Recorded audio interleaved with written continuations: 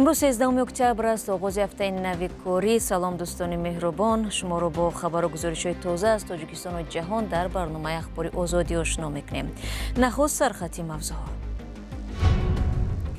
پرزیدنت آمریکا دونالد ترامپ اطمینان دارد که صلح میان اسرائیل و فلسطینی‌ها پایدار خواهد بود. جنگ تمام شد. جنگ تمام شد. فهمیدی؟ زن فرخوری که خود و 4 فرزندش را به دریا انداخته و باعث مرگ کودکانش گردیده بود به 20 سال زندان محکوم شد.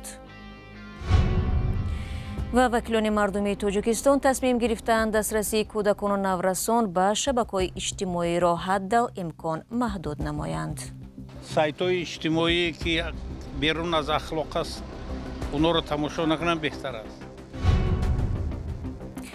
صبح 13 اکتبر زمانی که هواپیمای پرزیدنت آمریکا دونالد ترامپ در فرودگاه بن گوریون اسرائیل به زمین نشست، 20 گروگان باقی مانده اسرائیلی رها شدند.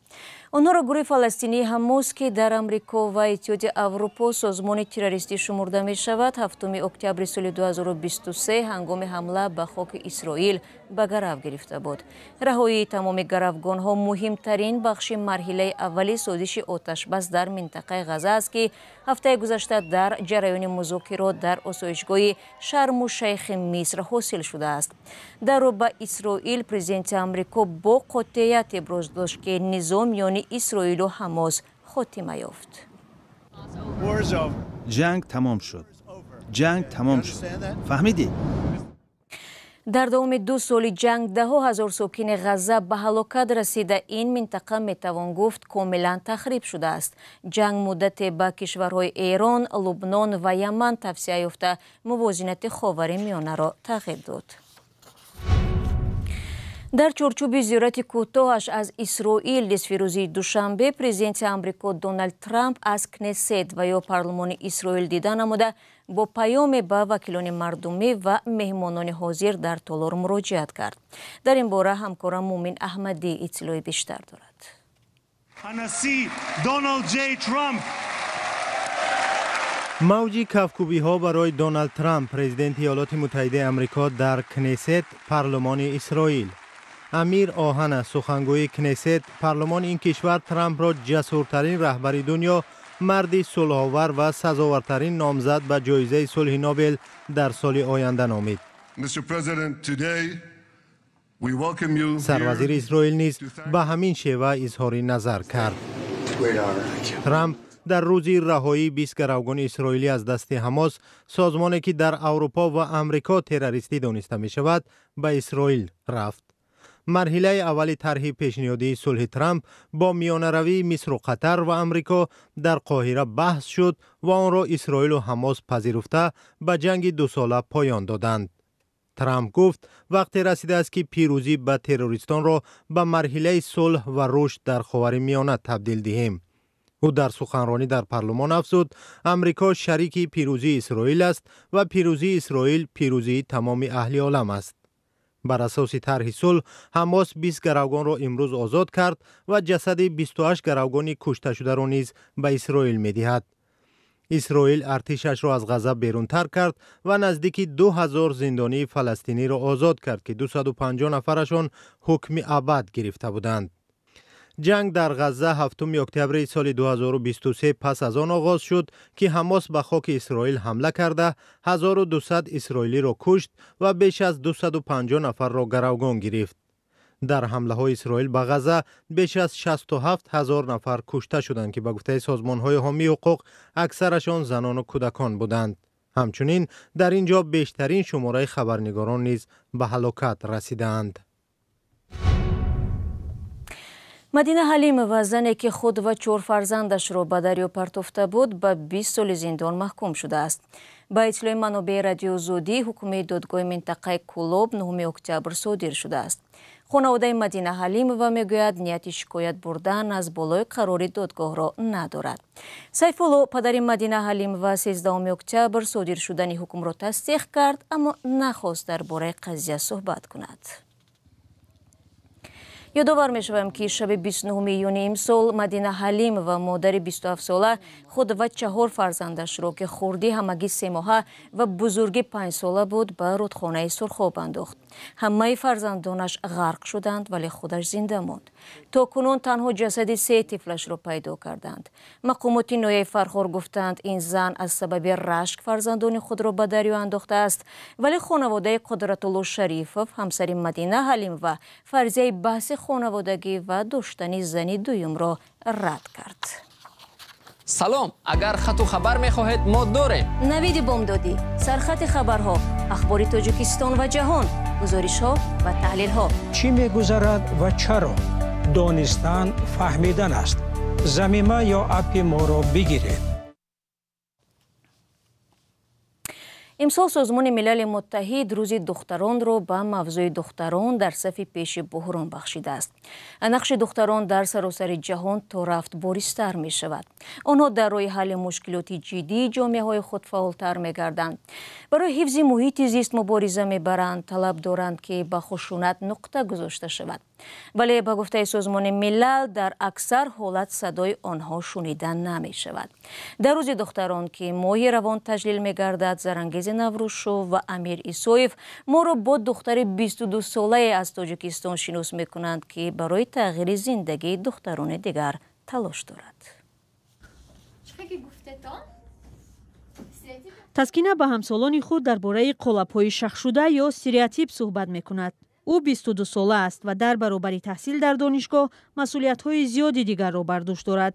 در دایره لایحه‌های گوناگون که توسط سازمان‌های بین‌المللی راه اندازی می‌شود، به دختران در موضوع‌های برابری گندری ملاقات و آموزش‌ها می‌گذراند. دخترها اول می‌بیان بسیار یک ژاتی بسیار پوشیده هستند. نمی‌خوان یگان چیز گفتن و بعدا ما کمتر آنها را گرم میکنیم، یعنی که یگان خیلی بازی میگذارانیم یا که یگان از زندگی خودمان یگان خیلی قصهش با آنها گفته میدهیم، بعدا کمتر کشوده میشن، نقل میکنن. امسال برایش سالی سرمحصول بود. با شبکه برابری گندری سازمان امنیت و همکاری اروپا پیوست و برای آموزش تقریبا 100 نفر کمک کرد. میگوید هدف بهتر کردن زندگی دختران است. اگر که ما توانیم دختران را کمک برای همون راست برای پیشروی یعنی که روان کنیم.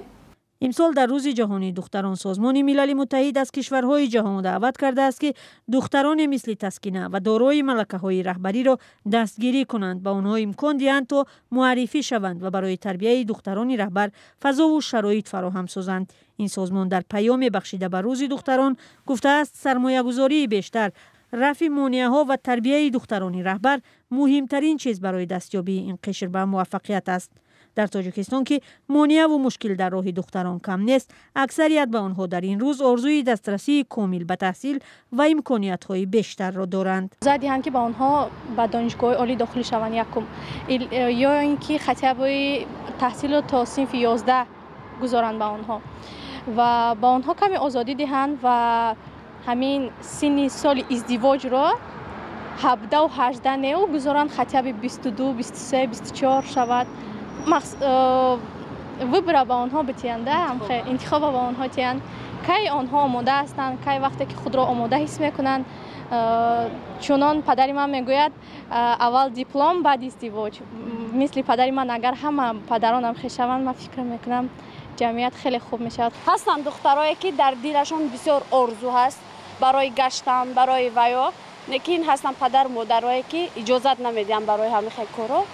من میخوام برای خیلی پدر مادرها گفتن که باید مانن که آزاد باشن. دختر مردم همین قدر آزاد باشه، همین قدر راه و گشت و گذار خودش را فهمیدن میتونه.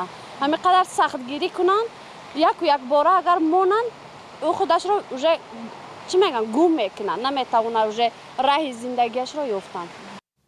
دوستان عزیز، این گزارش رو شما میتوانید در شکل کامل در سامانه رادیو آزادی و همینطور در صفحه های ما در شبکه‌های اجتماعی تماشا کنید. رو می‌ریم به موضوعهای دیگر. در تاجیکستان طرح قانون قبول شد که والدان و آموزگاران را موظف می‌کند دسترسی کودکان و نورسان تا 17 ساله را به شبکه‌های اجتماعی محدود نمایند. هدف قانون حفظ کودکان از معلومات‌های برایشان ضررآور ارزیابی کرده است. албатта чунин таҷриба то имрӯз дар баъзе аз кишварҳо ҷой дошт, аммо маълум нест ки дар Тоҷикистон амалӣ гардидани он чӣ гуна назорат хоҳад шуд. аз сӯи дигар ба гуфтаи баъзе аз коршиносон пурра маҳрум кардани наврасон аз истифодаи шабакаҳои иҷтимоӣ роҳи ҳал нест. алишер зарифӣ ва амир исоев мавзӯъро идома медиҳанд. парлумони тоҷикистон аз тарҳи қонуне ҷонибдорӣ кардааст ки манъи дастрасии кӯдаконро ба иттилооти ба саломатӣ ё инкишофи ӯ зараровар пешбинӣ мекунад. илова ба қонуни ҳифзи ҳуқуқи кӯдак рӯзи 1 октябр аз ҷониби аъзои маҷлиси миллӣ низ тасдиқ шуд, вале то ҳол аз ин ду палатаи парлумон ҷузъиёти онро шарҳ надоданд ва тамосҳои мо ба аъзои он бенатиҷа монд. ба иттилои манобаи радиои озодӣ, ин тарҳи қонун падару модар афроди онҳоро ивазкунанда ва дар мактабу кӯдакистон омӯзгоронро вазифадор мекунад кӯдаконро аз дастрасӣ ба иттилооти ба онҳо зараровар, аз ҷумла аз ҳар гуна иттилоот дар шабакаҳои иҷтимоӣ ки ба ҳаёти наврасон паёмадҳои бад дорад ҳифз намоянд. волидону омӯзгорон масъуланд кӯдаконро аз иттилооти ба монанди ҷангу куштор, наворҳои порно ё фаҳшо ва филмҳои ба синни кӯдакон номувофиқ манъ намоянд. вале назорати ин чӣ гуна сурат мегирад, дар парлумони Тоҷикистон касе посух надод. идораи ваколатдор оид ба ҳуқуқи кӯдак дар Тоҷикистон ба тарҳи қонун хулоса дода аз он ҷонибдорӣ намудааст. як намояндаи ин ниҳод ки нахост номаш бурда шавад, бар радиои озодӣ гуфт ҳадаф пурра манъ кардан нест, балки истифодаи дурусти шабакаҳои иҷтимоӣ, телефонҳои мобилист. вай афзуд, вақтҳои охир бо тамошои ҳар гуна наворҳо кӯдакон даст ба ҷиноят мезананд, бинобар ин дар ин самт назорат пурзур хоҳад шуд ва беназорат гузоштан барои волидон, сарпарастон ва омӯзгорон муҷозоти маъмуриро дар назар дорад. ба назари фариштамо Гулова, коршиноси фановариҳои навин, муҷозот роҳи ҳалли мушкил нест, балки нахуст волидон дар бораи роҳҳои ҳифзи фарзандон аз маълумоти ба онҳо зарарнок бояд омӯзишу донишҳои кофӣ дошта бошанд. чӣ гуна як модари оддӣ, модаре ки дар асл вақти зиёд надорад барои кофтуков намудан ё ки маҳорате надорад ки анамун телефони ҳушманди худашро дар қисми назорати волидайн гузорад. аз ин лиҳоз ана ҳамон сабти почта электронӣ дар ин ҷо мусоидат мекунад ва худи ҳамон падару модар ҳангоми насб намудани телефони ҳушманд ва насб намудани симкарт фикр мекунам метарсам аз ин ки боз як роҳи пулкоркунӣ нашавад барои баъзе шахсон, вале аз ҷиҳати дигар агар ҳамон падару модар маълумоти кофӣ надошта бошанд, пас ба куҷо муроҷиат кунанд? чӣ гуна онро ҷурсозӣ бикунанд ки телефон тавонад назорат кунад худаш вақте ки кӯдак наврас ба як сомонаҳои нолозим медорад, ӯро блок кунад. сокинон дар бораи маъни кӯдакон аз дастрасӣ ба иттилои зарарнок назарҳои гуногун доранд. кӯдаки вақта манъ карда намешавад. агар хобот мебарад, телефонто мегирад, мекова, ҳамон худаш чӣ мешавад. манъ кардани аз як ҷиҳат хуб аст. хуб аст ки бисёртар ҳамон сайтҳои иҷтимоӣ ки берун аз ахлоқ аст, онҳоро тамошо накунанд беҳтар аст. 14 сола бисёр ҳамин ноболиғо ҷанг чизан пишти ҳамин шабакаҳои иҷтимоӣ мисол медуранд иш менависам аз зурум, иш менависам аз зурум, ҳамин хеле ҷанг мешаванд апаҷон. дар мактабҳо бояд ин масъалаҳоро баррасӣ кард. мумкин аст танҳо он барномаҳоеро ки ба кӯдакони то 14 сола иҷоза бошад дар телефон насб кард. назорат бурдан аз дастрасӣ ба шабакаҳои иҷтимоӣ, зеро онҳо ба ҳама саҳифаҳо ворид мешаванд.